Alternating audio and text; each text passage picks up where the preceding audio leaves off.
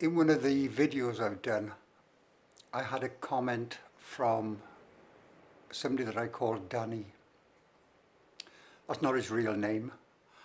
And anyway, he said to me about playing some songs that I did in 2005. And I don't play guitar anymore.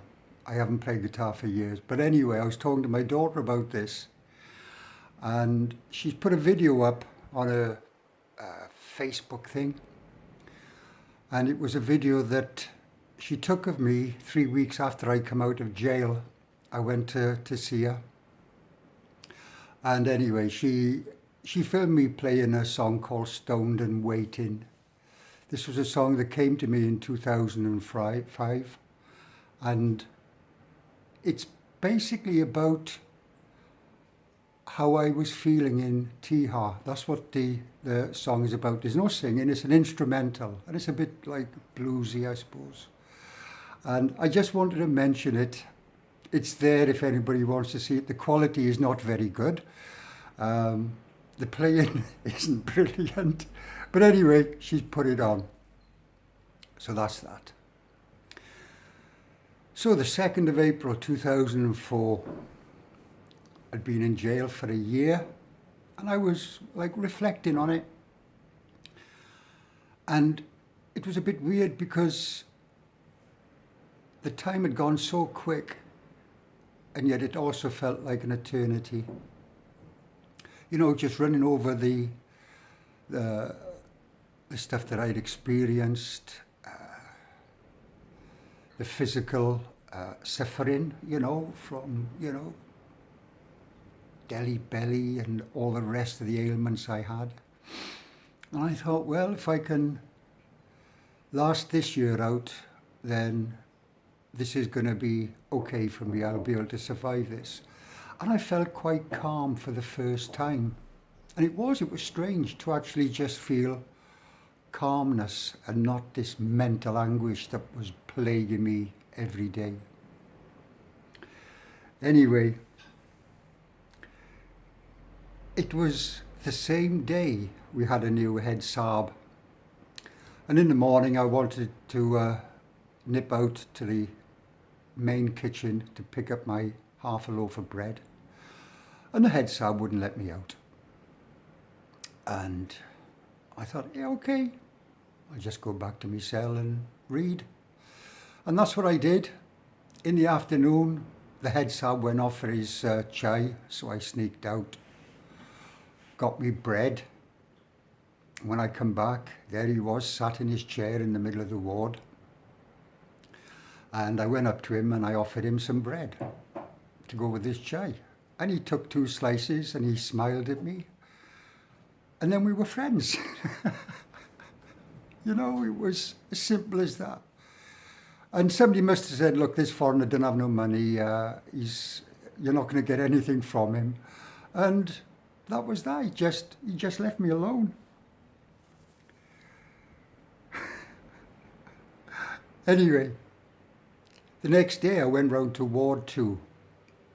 I'd actually got permission from the AES in writing that I could visit Ward 2, because Ward 2 was like the privileged ward, There was a lot of people in there with either a lot of influence or a lot of money or both.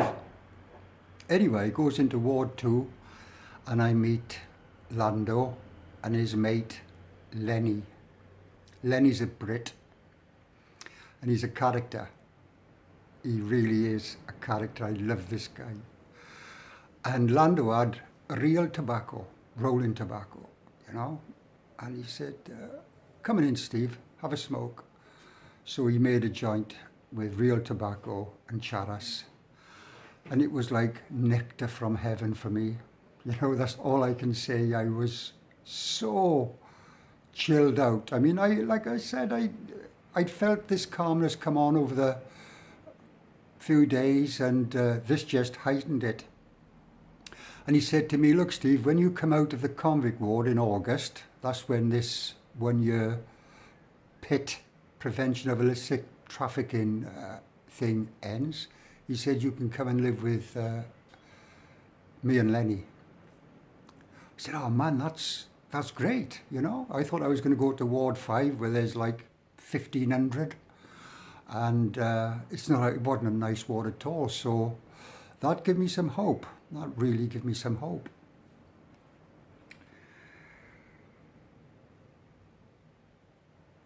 I also got an email off my wife to say that she was coming to see me, and that cheered me up, like, you know. I hadn't seen her for about, I don't know, 8 or 9 months. I hadn't seen anybody, no visits. So that was a good thing. Anyway, this day, this is all happening within like a week or two. I'm talking about in April now. Went to court. Judge said, where's your advocate? I said, I haven't got one. He said, okay, give me another date. Sent me back, jumped on the bus, and we got about halfway back to Tihar when the bus driver hit a car.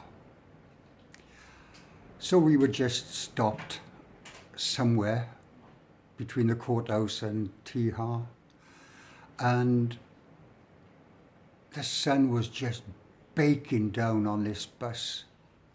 And after about half an hour, one guy just fainted, just fell on the floor. Somebody picked him up, propped him up in the corner and fanned him till he come round. And we were stuck there for probably about 2 hours or more. And in that time, 4 or 5 other people just crashed, just flaked out. There was no water, there was nothing to drink or anything. You just had to sit in this bus. And I'll be honest with you, I was feeling a bit strange myself, like. And it was one of those few times when I was glad to get back to Tihar. You know, I was just so glad to get back. And you'll have to excuse me, I'm making some notes, you see. Anyway, that night, the servitor, he made a joint, and it must have been nearly 8 inches long. Don't know how he made it, but he made a joint out of chewing tobacco, tea leaves, and some charas. And there was 4 of us in the inside cell, and there was, I don't know, maybe 5 or 6 in the outside cell, but they didn't count. So he smoked this spliff, and he said, Steve, you have bread? I said, yeah. He said, so I give him a loaf of bread, or half a loaf of bread, and these 3 guys just munched it. They had the munchies, like, and it was, I was laughing so much that they were like ramming this bread in as if they hadn't eaten for a month, you know. The strange thing is these guys didn't speak English, and yet we were communicating for hours. Don't ask me how we did it, but smoking dope, it seemed to like open up another universe of language. That's all I can say. So, a few days later, I get a call over the tannoy. And just to explain, in Tihar, there's a tannoy system that is in every jail, in every ward, there's speakers. And from 5:45 in the morning till maybe 9 o'clock at night, there is somebody on the tannoy, on and off, all the time. All the time. It used to drive some foreigners crazy, but you get used to it, you know. This day, I'm walking back to my ward, and I hear a Stefan, son of Benjamin, Jaldi, Dodi, Poche, which basically means run like the clappers to the main entrance. So anyway, I thought, yes, my wife, she's come in, you know. So I gets there, and I had to go into the superintendent's office where they allow private meetings occasionally with foreigners. So I goes in there, and there's an Indian woman sat there. So she says, Stephen? I said, yeah, I'm Steve. I said, who are you? I can't remember her name, but she was from the British consulate. I said, where's my wife? And She looked at me like a bit sheepishly and she said, oh, there's been some kind of delay, but she's definitely coming up this month. And this is April 2004. So I said, okay. So I took it on the chin and that was that. And she said, oh, the other thing is, you won't be getting money from Prison Abroad for about 2 months now. I thought, what? I don't know what had happened, but this Prisons Abroad send money every 3 months, this £70 every 3 months. And when I saw this woman, I didn't have any money or coupons, they turned the money into coupons and that was it. So I thought I got 2 months to go, like. So I thought, yeah, okay, keeping my calmness. And as I walked back, and I thought, oh, I'll go into Ward 2, the privileged ward. And there I met Lando and a Brit called, what am I going to call him? Lenny. He knows who he is. And he's a star. That's all I can say. Lenny's a star. Hard as nails, this lad. And if you looked at him, you wouldn't think butter would melt in his mouth. And he was only young, in his mid-20s, but he was very, very knowledgeable about a lot of things. And we become very good friends as time went on. Anyway, he produced, Orlando produced a joint made with real tobacco, rolling tobacco and charas. I hadn't smoked rolling tobacco since I'd been in jail. And I thought, and I smoked this joint with these lads. And, anybody that's a toker will know what I'm talking about, especially if you've gone without it for some time and it comes. And then he said to me, Steve, when your year is up in the convict ward, which would have been in August, he said, you'll come and live with me and Lenny. I said, yeah.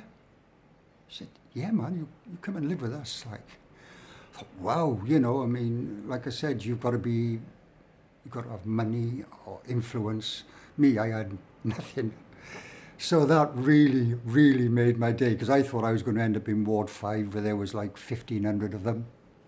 Mixture of barracks and cells, and for me that was a hellhole. So that was a good day. Very, very good day.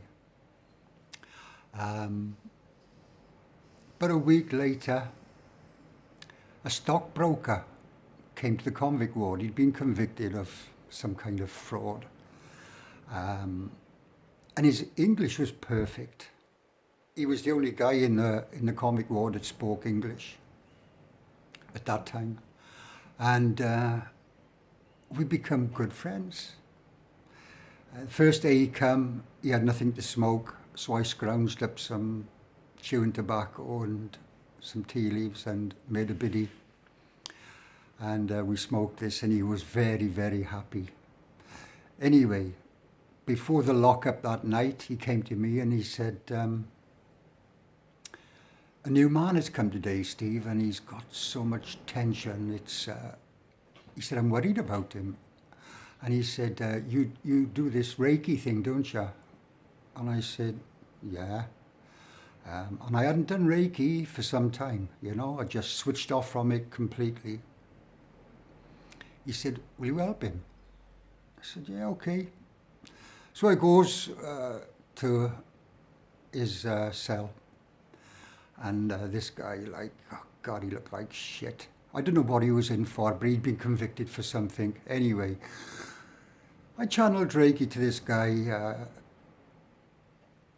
laid him down on his fatter and channeled Reiki. And within minutes, this guy was snoring. The stockbroker, I'm not going to mention his name, it's not necessary. He looked at me and he laughed. He says, how did you do that? I said, well, I'm not doing anything. I said, I'm just passing on energy, and this guy is taking it. And that was that.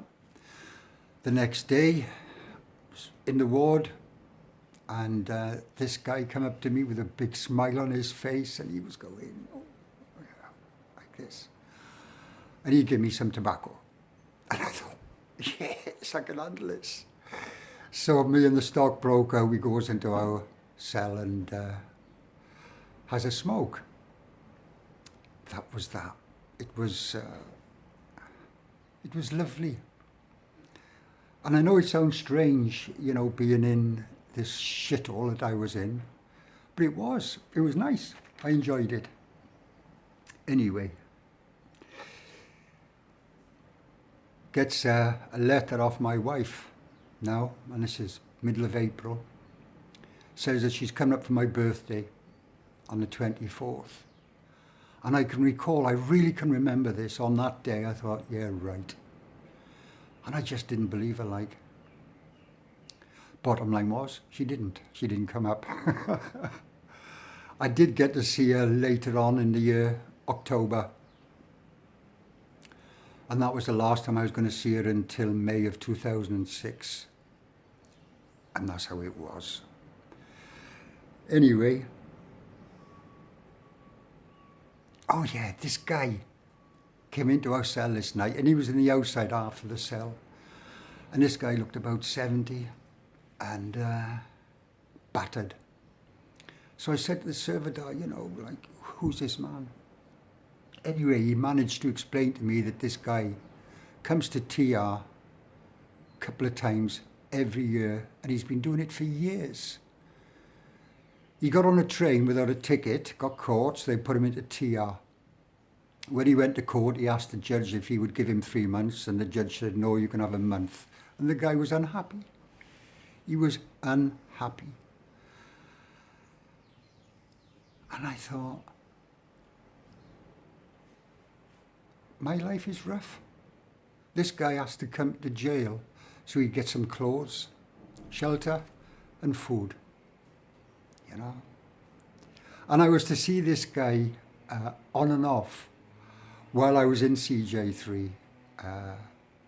Every year he would come. And people looked after him as well. They knew him from old, and because a lot of people were there for a long, long, long time. But that's what it was like in Tihar. Next time.